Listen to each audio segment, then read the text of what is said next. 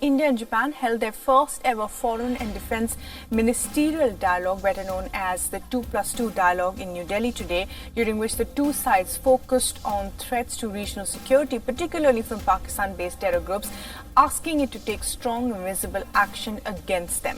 In what can be termed as one of the most significant geopolitical and diplomatic developments in recent weeks, it was for the first time that an India-Japan joint statement has named Pakistan as the source of terror in the region. Both sides issued a strongly worded joint statement after the meeting between the defense and foreign affairs ministers of the two countries, saying, and I quote here, "The ministers underlined the need for all countries to ensure that all territory under their control is not used to launch terrorist attacks on other countries in any manner." They noted in the context a threat posed to regional security by terrorist networks operating out of Pakistan and called upon it to take resolute and irreversible action against them and fully comply with international commitments, including the FATF.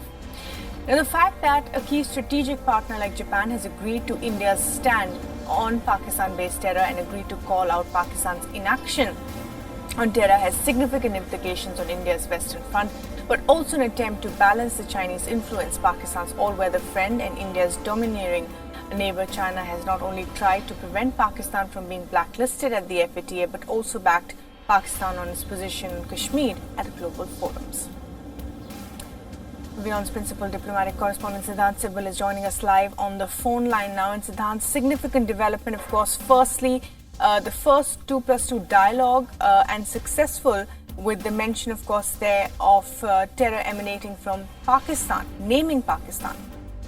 Yes, that's significant development, naming Pakistan, calling on Pakistan to take irreversible action against terror camps on its territory and territories under its control. But three key important outcomes. One, of course, Pakistan. The other two being South China Sea and North Korea. On South China Sea, India and Japan clearly saying that a code of conduct that's being negotiated between the ASEAN countries and Beijing should make sure that the stakeholders and other stakeholders, which includes countries like Japan, India, US, that use South China Sea, their freedom of navigation should not be stopped, or it should not prejudice the rights and interests of these countries. On North Korea, complete, verifiable, irreversible dismantling of all weapons of mass destruction. That's a statement which will, of course, reverberate in Washington, because these are the words which have been used by the US State Department for a long time.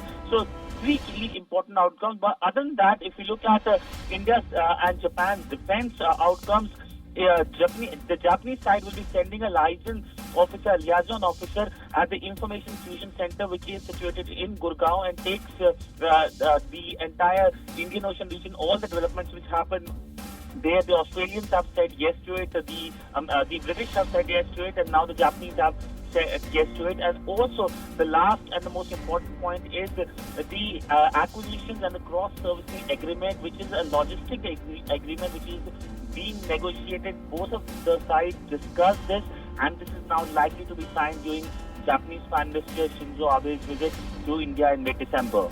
All right, Siddhant, thanks very much indeed for joining us with all those details there. The first 2+2 dialogue between India and Japan, among many other things, of course, Pakistan being named, and both sides asking Pakistan to do more on terror.